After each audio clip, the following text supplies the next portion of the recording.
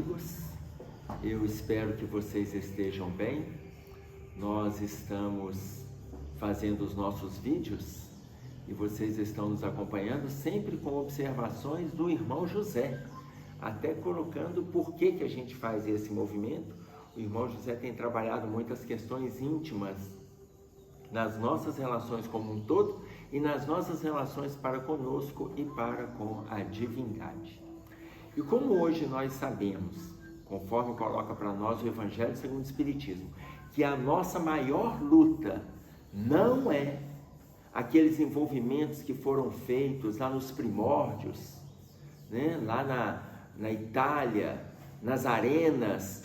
Hoje, o maior movimento, a maior luta que a gente tem é o nosso envolvimento para conosco, é a nossa construção interna. Então nós estamos selecionando várias colocações que o irmão José tem trazido para nós, justamente para trabalhar esses aspectos. Vejam bem, hoje, trabalhando o livro De Ânimo Firme, ele vai colocar para nós aqui o capítulo 31, que se chama O Pior Defeito. Pelo título, já é importante que vocês avaliem enquanto a gente não começou, porque ele vai ressaltar o que ele interpreta o pior ou um dos piores. Enquanto eu ainda não comecei a fazer a leitura, identifique em você, o que é o seu pior defeito. Identifique. Faz uma autoavaliação. Veja em qual contexto você se insere. Veja hoje, nesse movimento de escuta do que nós vamos trazer, mas no movimento de reflexão do que você tem a fazer, qual é o seu pior defeito? Será que coincide com o que o irmão José vai trazer para a gente? Ou é mais um movimento de crescimento daquilo que ele traz, mas daquele que eu estou refletindo agora? Porque só nesses minutinhos de introdução que eu estou trazendo para vocês já sabe qual é o pior defeito que você tem. E eu estou falando daquele que você reflete. Eu não estou dizendo daquele que o outro observa em você. Porque existe aquele defeito que você descobre, existe o defeito que os outros descobrem em você, e existe o pior defeito, aquele que o irmão José vai fazer uma referência. Mas quando ele coloca a título de página, ele está dizendo para nós que é algo muito comum nas nossas relações. Então existem defeitos, como todos têm? Existem. Mas existe o pior defeito, que está relacionado àquele que eu chamo de defeito comum, praticamente a todos. Mas é a gente que vai avaliar. Eu estou dizendo praticamente, mas não quer dizer que exatamente todos têm. Veja bem. Então, capítulo 31 do livro De Ânimo Firme. O pior defeito. Quem se desaponta com os outros desconhece a natureza humana e se considera livre de errar. Quem se desaponta com os outros desconhece a natureza humana e se considera livre de errar. Imaginem vocês que aqui ele já pegou um ponto extremamente sensível das nossas relações com os outros. Por quê? Porque vira e mexe, a gente se desaponta com alguém. E ele, olha o que ele coloca. Quem se desaponta é porque se considera livre de errar. Porque da mesma forma que eu me desaponto com alguém, tem alguém que se desaponta comigo. Este é o normal das nossas relações, mas não deixa de ser um defeito. Mas ele tem colocado como sendo o pior, por quê? Porque nesse momento, eu vou colocar para vocês uma palavrinha que vai ficar para a nossa autoavaliação. Vai entrar o nosso movimento de arrogância. Porque se eu me desaponto com o outro, olha o que ele coloca. A gente se considera livre de errar. Se eu me desaponto, parece que eu não terei a chance de cair naquele aspecto. Parece que eu já superei aquela possibilidade de erro.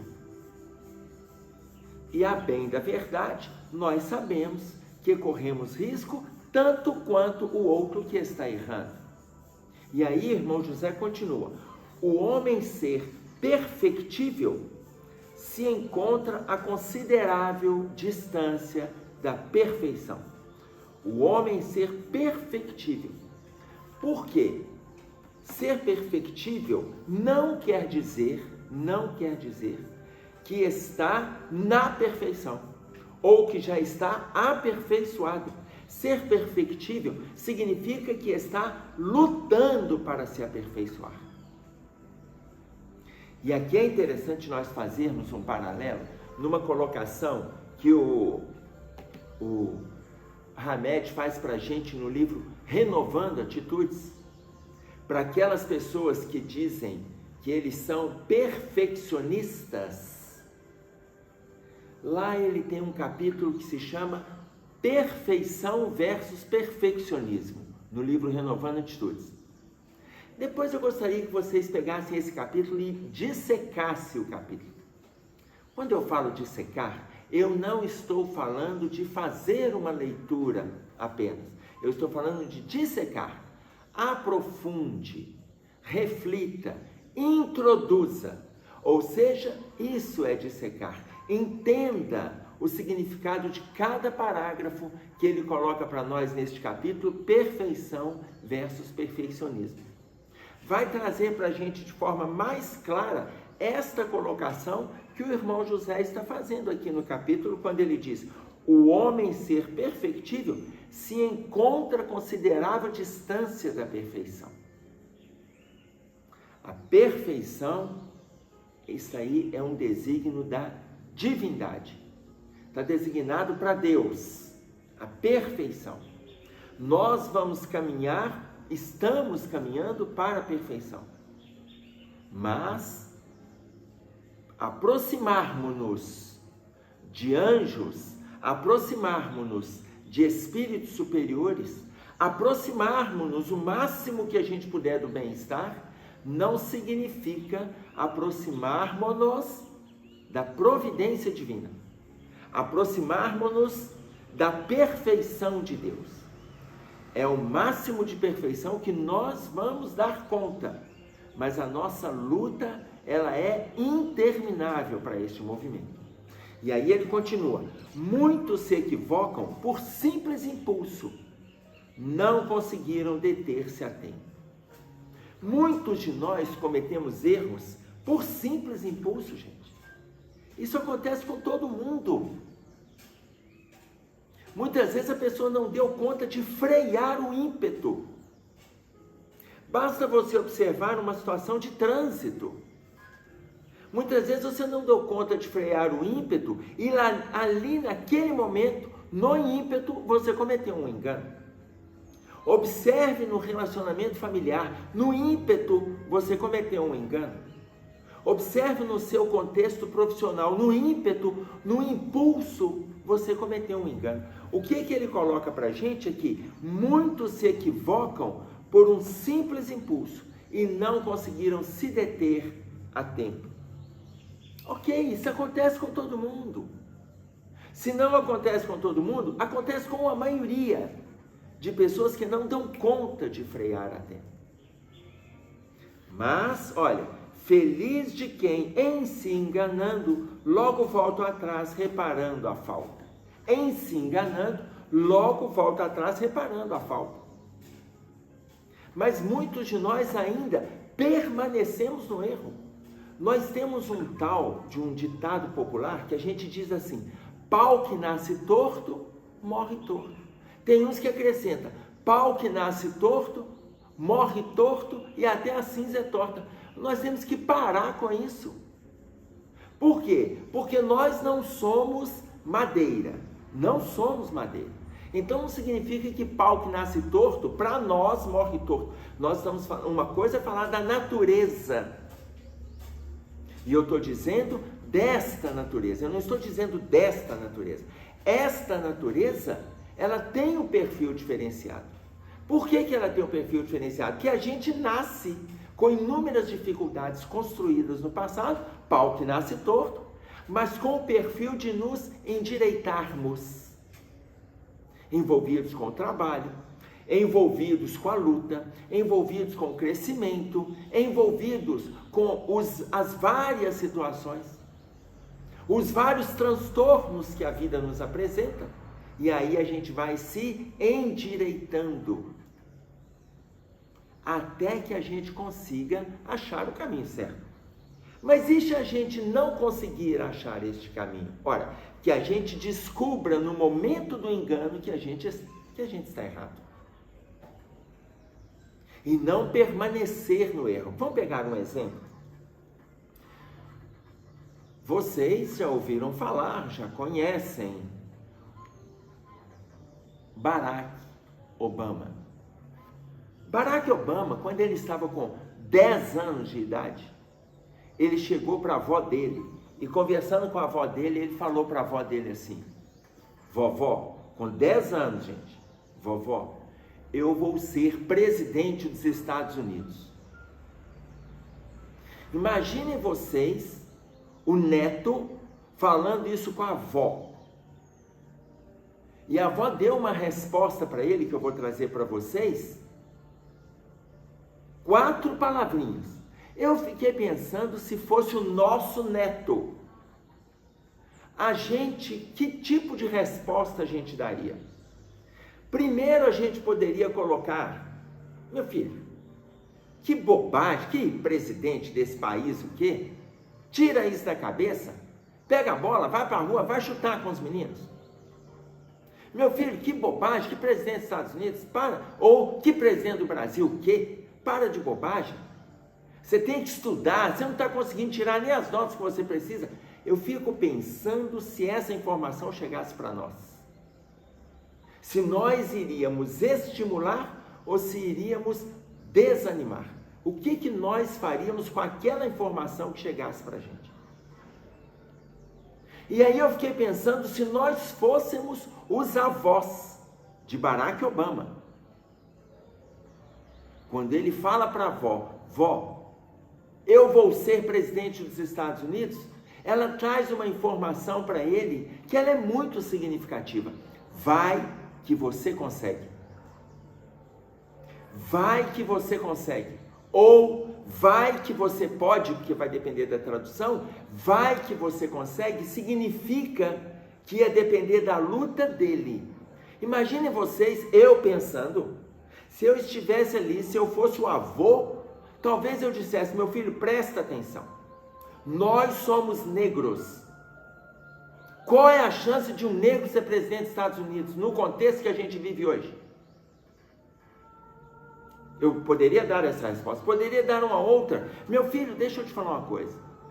Você nasceu em Honolulu, nós somos aqui do Havaí, nós nascemos em Honolulu. Quem de Honolulu, que nasce no Havaí, chamado paraíso dos prazeres, da ociosidade, da diversão, das brincadeiras, da beleza, quem aqui vai ser presidente dos Estados Unidos?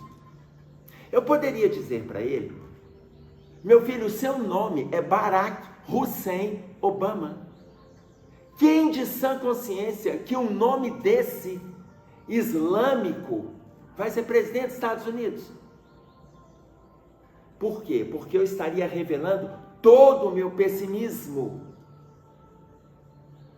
Eu estaria revelando para ele toda a indisposição para o envolvimento da luta. Mas ela disse para ele: vai que você consegue. Vai que você consegue.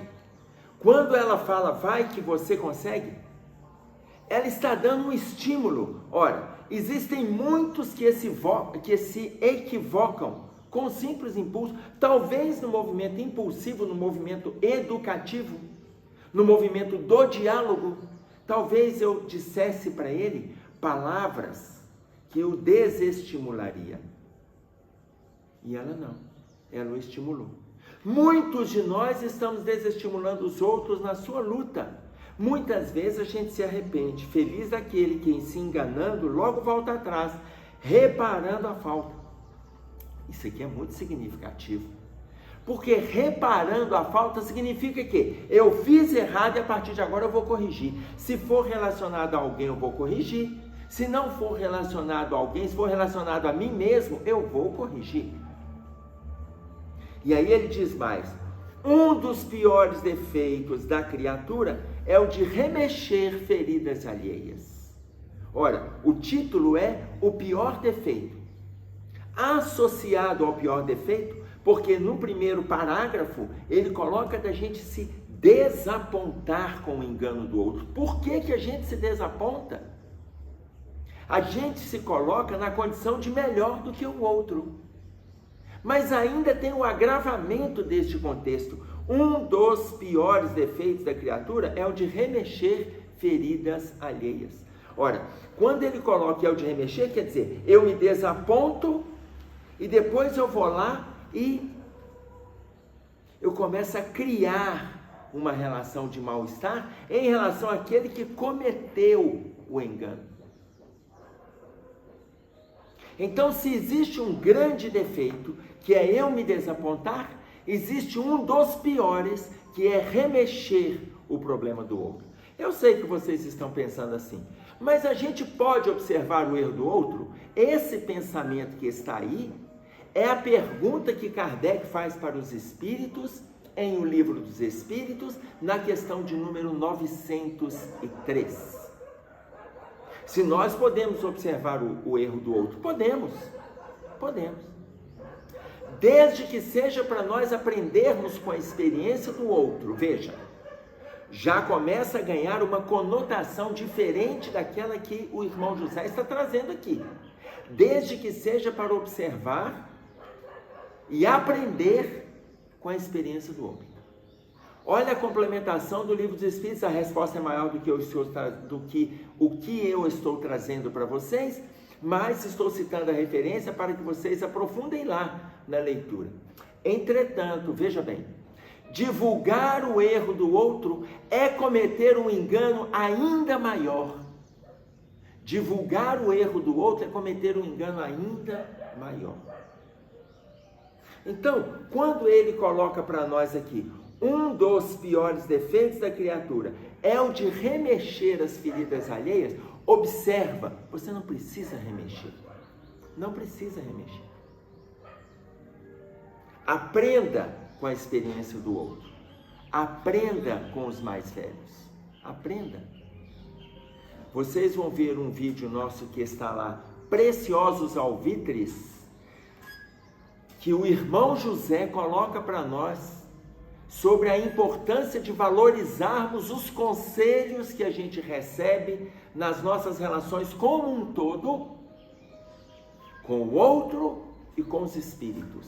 As informações que a gente recebe, as intuições que chegam para nós, preciosos alvitres. Aprenda com aquilo que você está ouvindo. No capítulo 27 do livro Sinal Verde, olha a colocação que o André Luiz traz para nós. Pense nos outros, não em termos de angelitude ou perversidade, mas na condição de seres humanos, com necessidades e sonhos, problemas e lutas semelhantes aos teus. Eu vou repetir, pausadamente, até porque esta frase carrega uma profundidade que tem a ver com tudo que nós estamos conversando neste capítulo, entretanto, que tem a ver com tudo que a gente está vivenciando ao longo desta encarnação. Capítulo 27 do livro Sinal Verde, André Luiz. Pense nos outros, não em termos de angelitude ou perversidade. Faça uma distinção, mas não a ponto de igualá-los. Nem na condição de anjos, nem na condição de perversos. Pense nos outros, não em termos de angelitude ou perversidade, mas na condição de seres humanos. Veja, com necessidades e sonhos, problemas e lutas semelhantes aos teus. Ninguém está melhor do que a gente, ninguém está pior do que a gente. Com necessidades e sonhos, problemas e lutas Todos nós temos. Então, para de remexer feridas alheias, que é o que o irmão José está propondo. O pior defeito é ficar remexendo na ferida alheia. No virar da página, ele diz para nós assim: não olhes alguém com superioridade porque o tenhas surpreendido em queda. Olha que interessante isso. Não olhes alguém com superioridade porque o tenhas surpreendido em queda. Todo mundo cai. Você não é superior porque surpreendeu alguém na queda.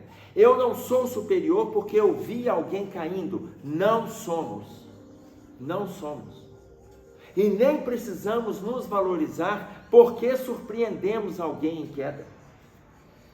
Não olhes alguém com o ar de superioridade. Por quê? Porque se a gente não caiu hoje, poderemos cair amanhã. E sem sombra de dúvida, caímos ontem. Porque se estamos aqui nessa jornada, nessa escola chamada Terra, é porque caímos ontem. Todos nós, invariavelmente. Pela tua condição de inferioridade, olha o tanto que irmão José é incisivo. Pela tua condição de inferioridade, ou seja, pela nossa condição, porque somos todos envolvidos com o lado inferior, a tua empatia com o erro dos semelhantes pode precipitar-te ao chão. A tua empatia de ficar atento ao erro do outro pode te jogar no chão também. Então, vamos pegar um exemplo simples, ou exemplos simples que estão no nosso contexto social, na nossa conjuntura como um todo. Hoje está extremamente comum falar mal da posição do político. Extremamente comum. Será que a gente não está atento a enganos que os políticos estão cometendo? Porque na nossa linhagem de atitudes, nós também não estamos cometendo?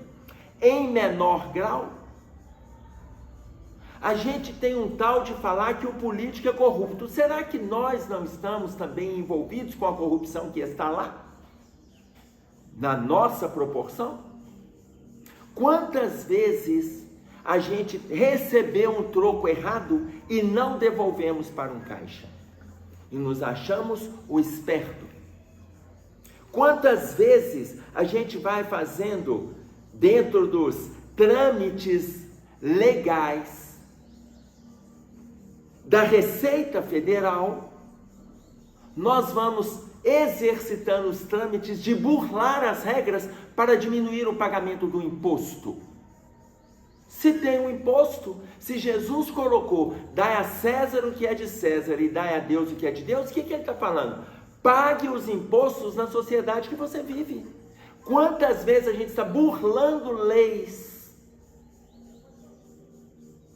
Quantas vezes a gente vê que lá na frente, tem uma perícia, a palavra não é perícia não, quando tem aqueles, esqueci o nome que a gente usa lá, que estão ali, todos nós que dirigimos passamos por isso, quando temos uma blitz, a gente vai lá e puxa o cinto. Quantas vezes a gente vai lá e tira o telefone do ouvido, ou então desliga quando ele está no painel, porque não pode falar no celular?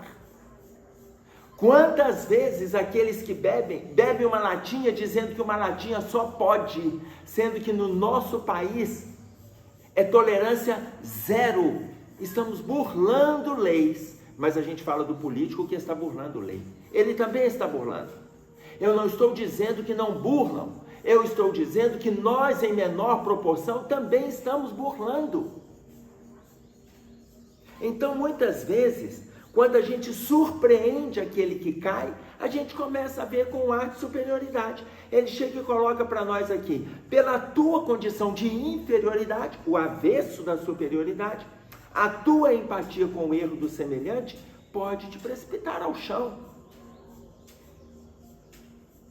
Hoje existe uma linha de comentário, de falatórios agressivos em relação à postura do outro, no campo profissional, no campo político, no campo social, no campo empresarial, no campo familiar, a gente ficar ressaltando erros. Ora, pela empatia que nós temos com os enganos, isso também pode nos jogar ao chão.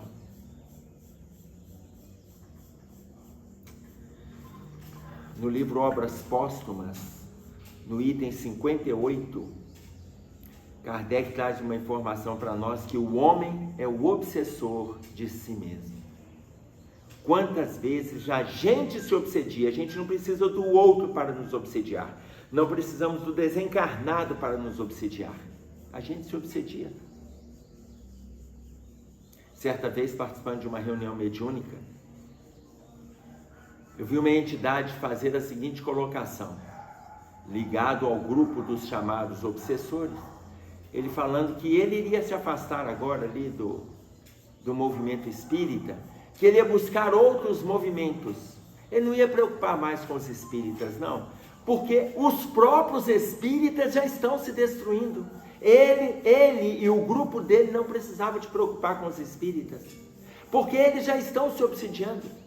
A briga que está acontecendo dentro do movimento pela arrogância, pela vaidade, pela fofoca, já é o suficiente para eles. Eles iam preocupar com aqueles outros grupos de outras comunidades religiosas que estavam envolvidos com a caridade, com o trabalho, porque eles sabem que esses grupos é que eles têm que interferir.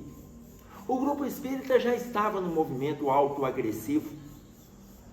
É bom que a gente se atente para esse tipo de informação. Estou trazendo uma informação que está vindo de outros planos que nós consideramos inferiores, que naquele momento a direção da reunião permitiu, só para nós entendermos a profundidade, a gravidade com que o movimento está sendo assolado.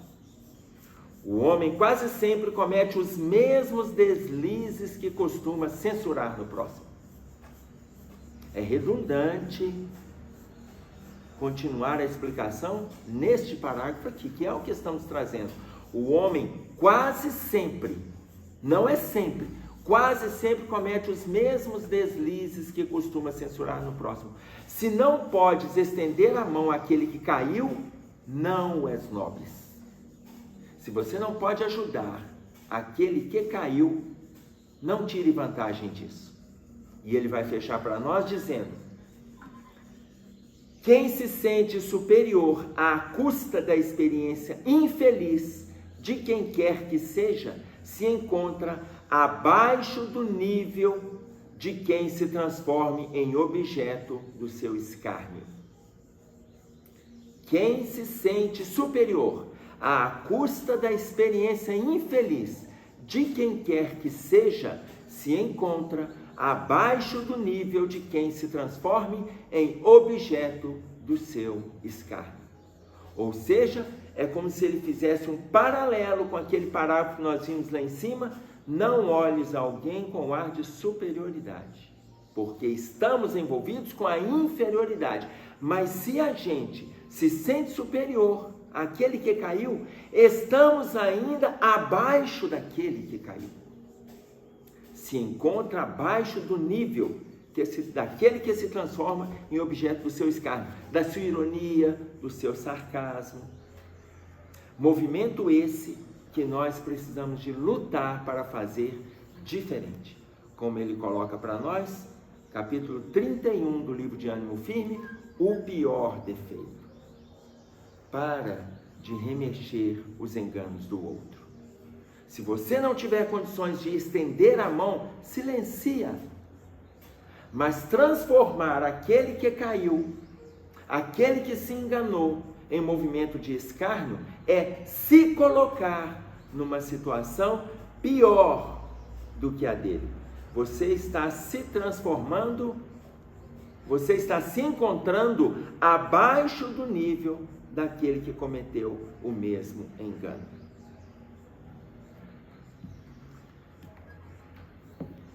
Nesse finalzinho aqui, me faz lembrar uma outra colocação também do André Luiz, do livro Sinal Verde, no capítulo 36, quando ele coloca para nós assim: quando criticamos alguém, estamos na obrigação moral de fazer melhor que esse alguém a tarefa em pauta. Quando criticamos alguém, estamos na obrigação moral de fazer melhor que esse alguém a tarefa em pauta. Ora, então vou passar para vocês as duas colocações, repetindo as duas. Eu vou sugerir a vocês que coloquem essas duas colocações na geladeira da sua casa. Coloca na porta, porque a geladeira você vai abrir. A hora que você abre, você lê. A primeira que a gente fez a citação, no capítulo 27 do livro Sinal Verde. Pense nos outros, não em termos de angelitude ou perversidade, mas na condição de seres humanos com necessidades e sonhos, problemas e lutas semelhantes aos teus. E o outro, quando criticamos alguém, já fazendo referência a esse trechinho no capítulo 36 do mesmo livro Sinal Verde, quando criticamos alguém, estamos na obrigação moral de fazer melhor que este alguém a tarefa em pauta. Registra, escreva no computador, escreva na máquina de escrever, escreva com a caneta, escreva de bico de pena, mas escreva no papel, cole na porta da geladeira da sua casa e adote como postura de vida. Adote como postura. Você vai ver quantas mudanças milagrosas acontecerão no seu estado íntimo, no nosso estado íntimo, quando nós colocarmos isso em ação. É isso aí que nós tínhamos para trazer. Um abraço para vocês. Que Deus nos ajude e nos proteja. Até breve, se Deus quiser.